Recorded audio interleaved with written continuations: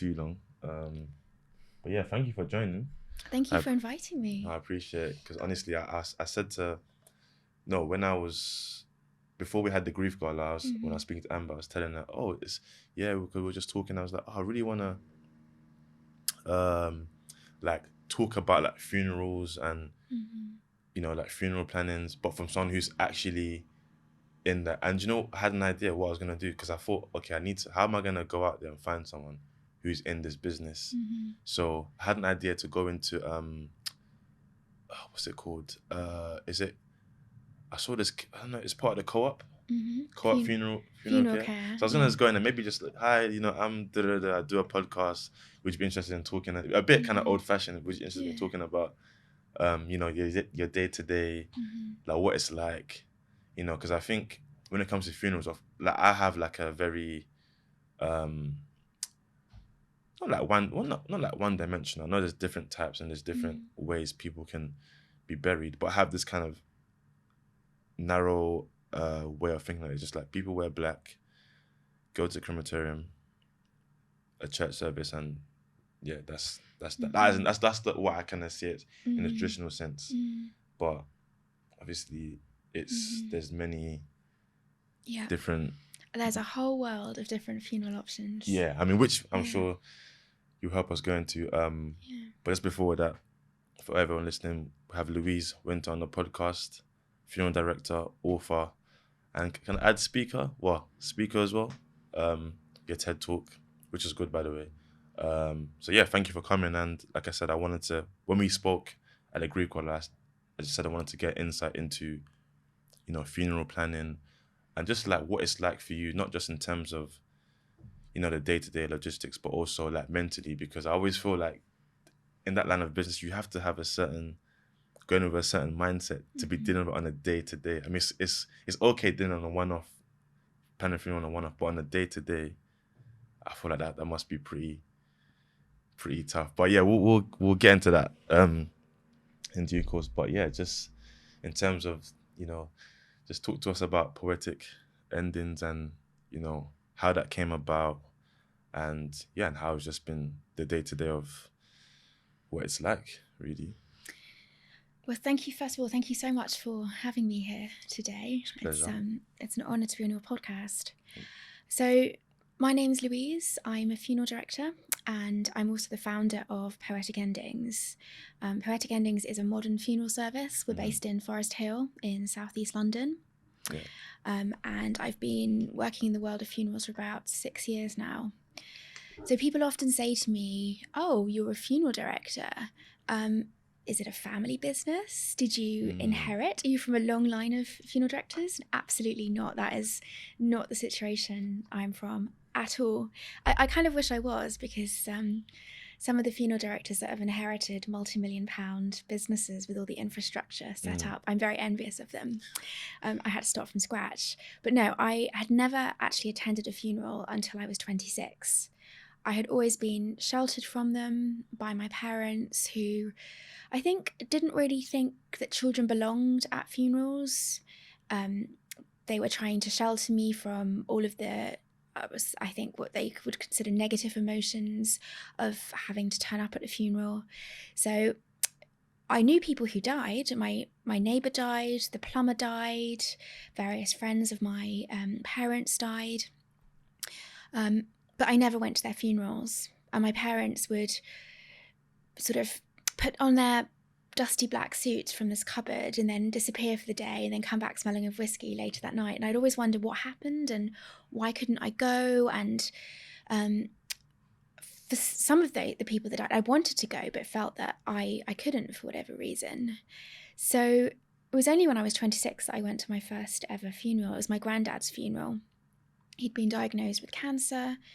He decided not to pursue treatment, and he died when I was 26. So that was my first experience of funeral directors, of a funeral service, of being at the crematorium. And he had a very traditionally northern funeral at a crematorium in Chesterfield. And it was there that I started to think, what on earth is going on? What is this weird industry that only exists at the periphery of life itself? And who are these funeral directors, and why does it cost so much? And do we even need to have funerals anymore? Should we just get rid of them? Because it seemed to be quite expensive. There was lots of standing around and being told where to go and what to do. And I think in total it lasted about half an hour. And then we all went to the pub, and there was lots of sausage rolls and beer, and then we all went home.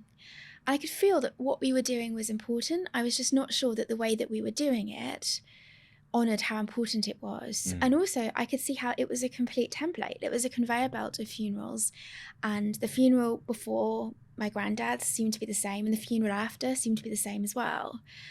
And I could see that there was a need to offer more options, to take a different approach to funerals, and that's how I ended up leaving my previous career to eventually become a funeral director and set up Poetic Endings, because in all of my explorations I discovered that funerals are really important, and that long term as well as short term, how we do them and how we approach them really matters. Yeah, that's quite interesting, because it's almost as if you, during that time, you thought, okay, why is it done this way? And would you say you had a, how do they call it? Some say like a eureka moment. Actually, I can actually do this, but maybe better or maybe differently. Exactly. I think differently, I can offer more options, because it seemed that the funeral trade or industry, whatever you want to call it, had a particular sort of funeral director, and there wasn't very much variation. At the time, it's changed quite a lot now, but at the time, you had these funeral homes that all seemed to be offering pretty much the same thing. It was mostly run by men, and they offered packages. You sort of had the silver, platinum, or gold package kind of thing, and it all seemed to be based on how many limousines you wanted and how luxurious the coffin was considered to be. So now I understand that there's much more of a spectrum of funeral directors, and lots of different kinds of people have come into the industry in the last few years. It's really changing. But back then it all felt quite templated, and there wasn't much room for creativity or emotional intelligence either. I think the funeral industry had become very ruled by the hardware, so coffins and cars and polishing the hearses, and not so much by the emotional approach that's needed, and taking a more dynamic and holistic approach to actually how we are with people as funeral directors, and what people need from everything from the moment they pick up the phone to us to after the funeral. Yeah, and I think that's important what you said about people not having like you said, a more of an emotional approach. And the reason why I want to bring that up, because I remember during your TED talk you said, sometimes there's often a lot of euphemisms used in terms of when we, are approach people who've lost someone, or dealing with people who've lost someone, or like the standards, sorry for your loss, which is not, it's standard, but it's not a bad thing. But I think you mentioned that you try to make it a bit more personable, so like it's not so much of a thing of, yes, you are sorry for their loss, and it is genuine, but also not shying away from what's happened. And using certain words to describe what's happened, like literally owning it. So like, this person has died, death, those sort of things. And and I think, to me personally anyway, but I'm not in this industry, so I guess you might have more insight into this, but I feel like that's important, because it is hard when you're dealing with people who are going through grief. But I also think it's important to not like sugarcoat around stuff. Yeah, you have to be delicate, and at times you don't know what to say to people, but just like I'll say, just treat them normally. Don't try to, I like to put it like, don't try to just, like dance around it, but getting to that point of taking more of a personal, emotional approach. Would you say you've always been like that, or did that take some time to kind of to be more personable to like the clients and things like that? I think I've always come or brought myself to funerals in a way where it's about looking at how we can approach it emotionally in a much more helpful way long term. I trained with a much more traditional funeral director, than my approach now. He was Irish Catholic, and he taught me sort of a very conventional way of doing funerals. He had come from Ireland, where funerals are done in a very particular way, where the funeral director has quite a lot of control. They happen quite quickly. And his way was very much, let me take care of that for you, ma'am. And whereas I'm much more, what do you need? What is helpful for you right now? What do you want to get involved in? Are there parts of the process that you want to be engaged with? And how can I be what you need me to be, as opposed to telling people what they need and what they should be doing? So I've always had that approach with funerals. Before I became a funeral director, I was a celebrant. So that's someone who takes the service, usually from a non-religious perspective, but there are sometimes minor elements of religion that come into it. And I would work with people to put together the actual service itself. Okay. So that meant I worked with lots of different funeral directors who all had very different approaches, but it always meant that I was very focused on the emotional aspect of the funeral, of how people were coping with their bereavement, the approach that they were taking to the funeral, hearing about the life of the person that has died, and that has definitely influenced my work as a funeral director. It's less about, well, I often hear families and friends come to us and say, I called this funeral director, and the first thing they said to me was, oh, how many limbs do you want? Meaning, how many funeral limousines do you want? And that is such a small consideration out of the whole funeral arrangement. We would never lead with that question. We usually lead with, tell me about your mum. Tell me about what she was like. What did she do? What did she love? What is it like living without her?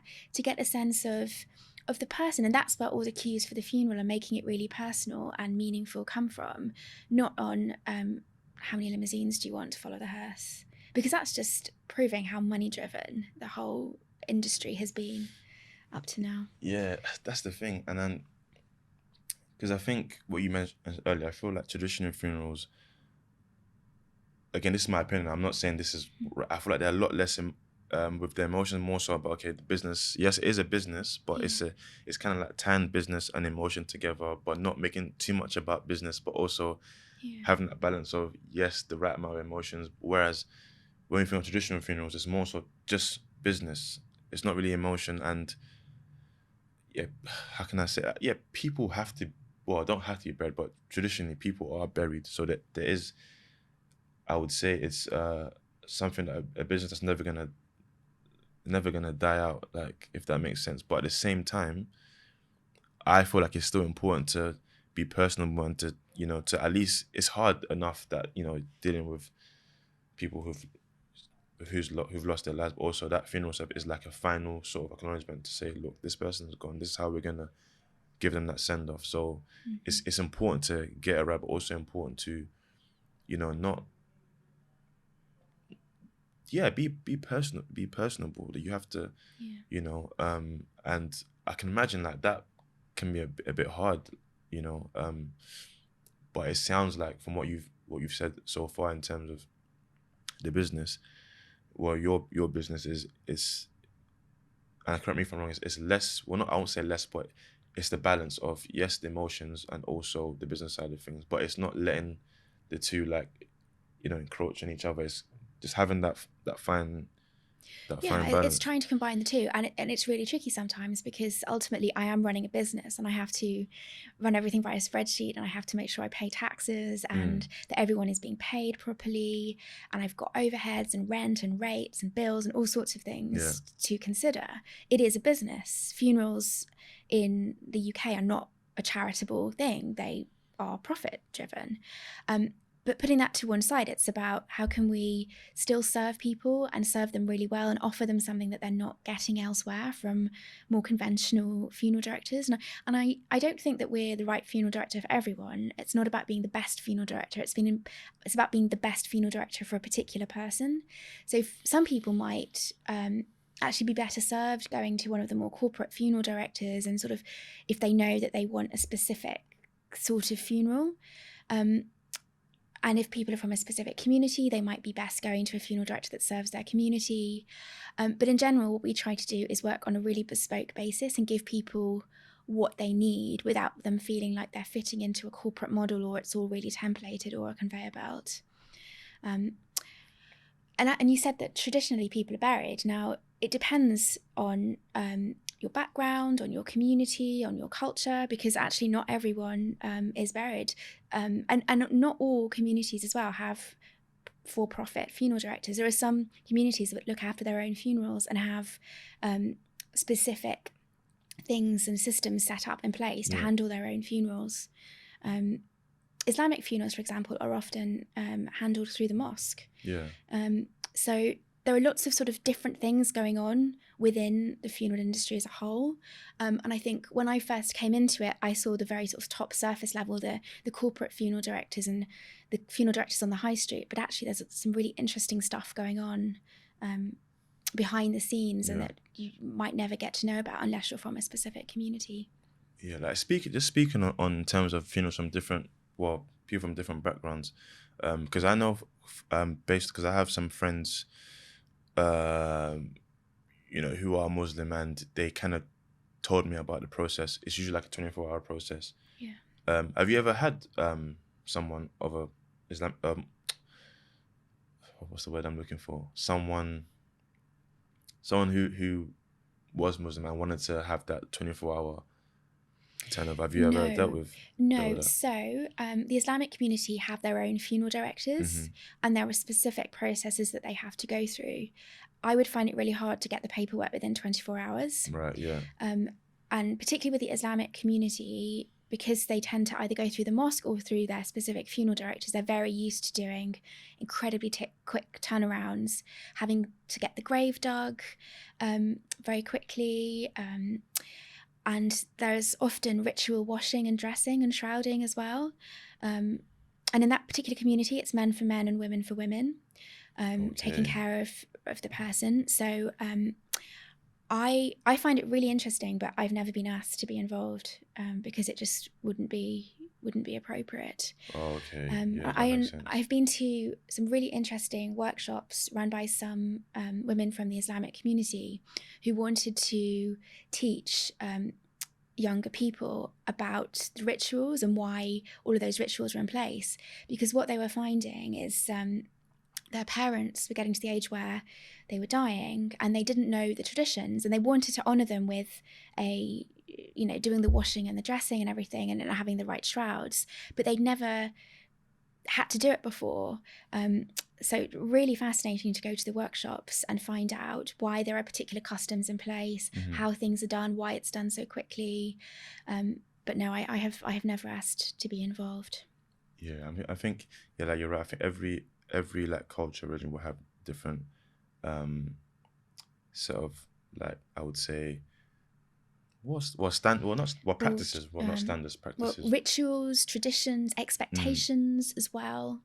Often people get their cues for what they're going to do for the funeral from what has been done before or what's meaningful to them, or it's often things that they experienced during childhood, because death doesn't happen that often. It happens to us one day in our whole lifetime.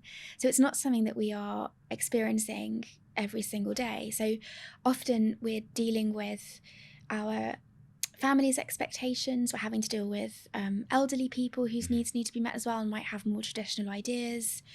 And I think that's why funerals can be quite conservative in general. Yeah, I think it's important. But I wanted to just kind of circle back and just ask in terms of yes, you said every funeral will be different depending on what that particular client wants, but like, what is, I won't say a general day-to-day, but what is like I would say from start to finish, the process of planning a funeral? What is that? What does that entail? And usually how long does that usually take you? Well, you and your team. So it all depends on the circumstances. So if someone has died very suddenly and quickly, unexpectedly, the coroner may be involved and may have to investigate. So you can start thinking about the funeral, but often it can take a little while for the post-mortem to take place and the coroner to say, okay, you can go ahead and arrange the funeral now. So that can delay things slightly. But if it's an expected death, we tend to say about 2 to 3 weeks. It will depend on how quickly the paperwork is issued. It will also depend on the availability at the cemetery or the crematorium, and the family's expectations as well, because some people want to have it much sooner than that. They might have particular religious beliefs that mean that they would rather have it much quicker for very specific reasons, and sometimes it's even longer than that. Some communities can wait months to have the funeral. So usually people will come and see us in our funeral home. Sometimes we go to see them at home if they're more comfortable with that, and we'll spend a bit of time getting to know them, finding out about the person, finding out about the kind of funeral they're thinking they want to have, what's important to them. It might be important that hundreds of people attend and it's a big celebration of life, and it's non-religious, or it might be important that it's just a handful of people that get to say goodbye in a way that's meaningful to them, and they just want to play a favourite piece of music and that's it. So we spend some time figuring that out with the family. And then there are various things we need to do to make the funeral happen. That's coordinating the paperwork, arranging to bring the person into our care, preparing them for their funeral. So that might involve washing and dressing them. It might involve some other things as well, depending on how they are and if the family want to come and see them. The family might come to see them at the funeral home. We have to order coffins, arrange all the cars, liaise with celebrants, ministers, all the different people that are involved in the service. So there's actually a huge amount of work that goes into it. Yeah, there's a lot of hefty planning. It's a lot of planning, a lot of administrative tasks to do, and a lot of logistical things. So just making sure that people are in the right place at the right time. Yeah, it's kind of what I won't say it's similar to planning a wedding, but as in terms of it's. Well, I don't know if it can be on that scale, but it's kind of similar. With funerals, it's almost it's a project you have to coordinate from start to finish, and like I said before, a lot of that time it can be quite hard having to. Well, I guess for the people planning it, and the families, it can be quite hard to ensure that everything's done, because at that moment and you're also grieving, and then you're having to plan. It is very different to planning a wedding. I didn't mean to make that comparison, by the way. Before people think I'm not saying it's like, but I just feel like. Well, it is in a way. It's a life milestone where lots of people come together, where families come together to acknowledge a moment.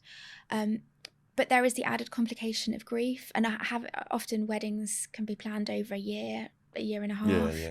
Funerals, we have a couple of weeks to make all these decisions, and they're decisions that we don't want to make. Having a funeral director say, you've got which coffin would you like, and do you want to come and see the person, and which do you want them to be dressed in a particular outfit, all of these decisions which we have to make really quickly whilst our brains aren't working very well because we are in the midst of grief.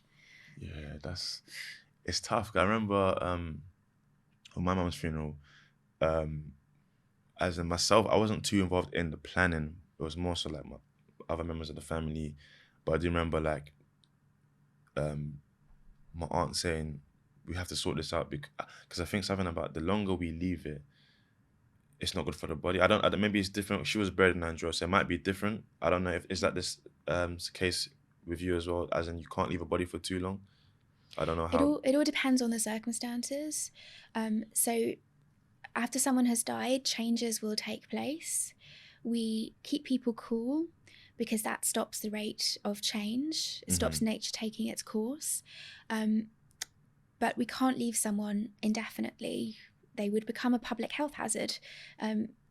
We have to dispose of a person after they have died. I'm using the legal terminology there, to stop them from becoming a health hazard. So it all depends on the exact situation, and there are things that we can do to preserve people so that they can we can delay the funeral. But we tend to recommend sort of no more than a month, unless someone has been embalmed, and then they can stay for longer. Oh, so this is before the embalmment process? Not everyone is embalmed. Not everyone is embalmed. Yeah. Oh right, okay. See that I was thinking that was. I guess at the time I wasn't really aware of what's for sure and what is sort of optional. Because I remember with my mum's funeral, my aunt, went to the mortuary to help with the embalming. So I thought that's a standard thing that has to be done for every single person who. No, not at all. No, so there's no legal requirement to embalm people unless they're being repatriated. So if they're going to a different country for their funeral, then they have to be embalmed because they are traveling. Yeah. But apart from that, it's not necessary. So we hardly ever embalm. We keep people cool.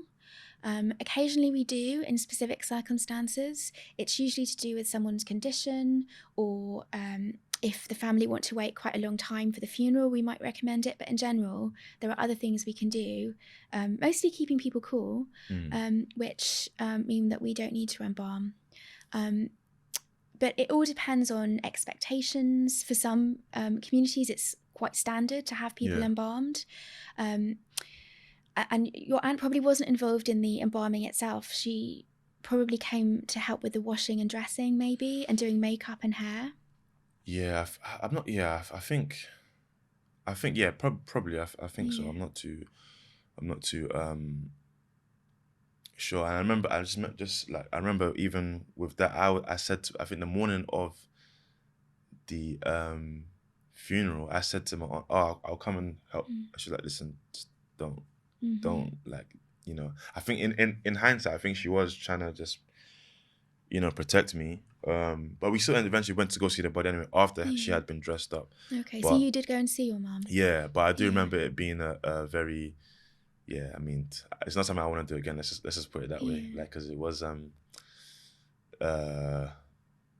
mean, it's hard, the word for me anyway. It was very like scary, and I don't mean to, for anyone listening or watching, to sound triggering, but seeing seeing a dead body is not the easiest, which I'm sure you probably know, and which kind of leads me to what I mentioned earlier, like, because like even that moment was hard. Like I know I can't definitely do that on a regular basis, like because the mental strength I had to just psych myself up to, like, I mean, I didn't have to go see her, but I just felt, in a way, it's just kind of something I just want to do, just for quote unquote closure, which eventually that wasn't closure, but it's just something I felt like I had to do, just see her one last time, because I didn't want to think, oh, if I don't see her, am I going to regret? So I didn't want to have that, so I'd rather just do it. Yeah, it may be hard, but just at least I know I've done it. So eventually, in the long run, I know I've done it.